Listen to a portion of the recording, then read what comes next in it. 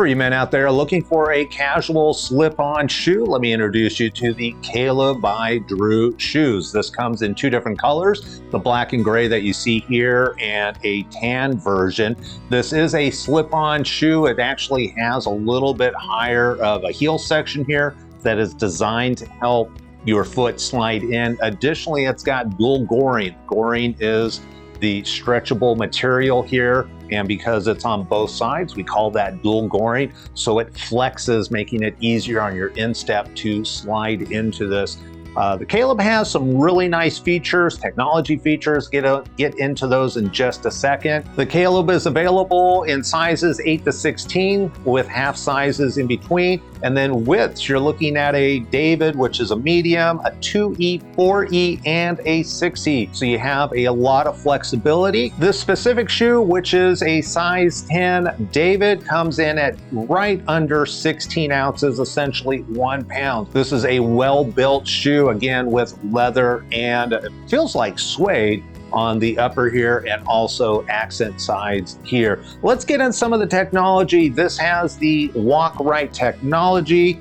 Drew has some of the best inserts, and they also have spacers, which I'm going to get into in just a second. But just like your shoe, when you walk, it needs to flex here at the toe section. That's really important. You never want your shoe flexing in the middle. If your shoe flexes in the middle, try this now if you'd like. Not a good quality shoe. It's not giving you the support that you want. When you have an insert that does the same thing, it does not flex in the middle. It's giving you extra support. Most shoe manufacturers are going to give you, this is not an insert, this is an example. Your insert's going to do this. It's going to be really floppy and it's not going to provide any support. Inserts are helpful in a couple of different ways. One, you want a good heel cup. Again, this is something you can check for your shoe. Drew has a really solid heel cup. Why is the heel cup important? Well, your heel's in there. You don't want your heel moving around. You want it to stay in place, because anytime your foot's sliding around in your shoe, it's creating extra wear and tear. And that's why a lot of people just have sore feet at the end of the day, is because their feet are moving around in their shoe. This has also got plastic or some sort of hardness here that is going to provide functional support for your foot. That includes the arch section. Most shoe inserts, they might have a bump here, but if you pull down on it, it collapses. This is not collapsing, so we have really good arch support. Remember, the shoe does not provide arch support. The insert's responsibility is to provide arch support, and this has tons of it. Additionally, you've got a heel pad in here. It's going to give you some extra flexibility. And this is one of the thickest inserts in the industry. So you're going to get extra compression, extra softness. If you're on your feet all day, you're going to want that. In fact, when I measured it, this came in at 7 millimeters in the front and 9 millimeters in the back as far as thickness. That is really good. And you get a double insole or a double insert. And what that is, it's a spacer. The important thing about the spacer is that if you already have the spacer in your shoe, everything's in your shoe, spacer always goes underneath the insole.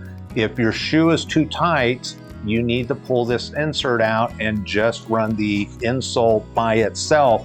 That's going to drop the insole down a little bit, because this is about a 1/4 inch thick. That way you have more volume. Now, the shoe's been designed to accommodate this thicker insole. That means if you have aftermarket inserts, may they be over the counter or custom, you are going to have the flexibility of putting those in there. And if you feel that they're too loose, just add your spacer on the bottom, never on top, and you're gonna get tons of flexibility. Additional technology, this has a nylon shank. The shank runs from about the middle of the shoe towards the back of the shoe, and that is designed to provide torsional stability. If I grab the front of the shoe, the front twists, but I don't want from the arch back, you don't want your shoe to flex. You want a solid foundation so that while you're walking, your shoe is not flexing and moving underneath you. Because again, imagine all the work it's doing to your ankle, all the way up into your knees, your hips, your shoulders, et cetera, et cetera. This is going to provide a lot of stability for you. I believe it's an EVA midsection. That's typically, most of these manufacturers are using that. It's going to provide some compression for you, and it's lightweight. I feel like the bottom is some sort of rubber compound. It is a non-slip bottom. So if you're looking for a nice pair of work shoes that are slip resistant, this is a good option for you. When testing the hardness of the sole with my Shore A Durameter, it came in right around 66. Some of the areas of the shoe were a couple of points less, some of the areas were a couple points over, but pretty much everything came in at 66.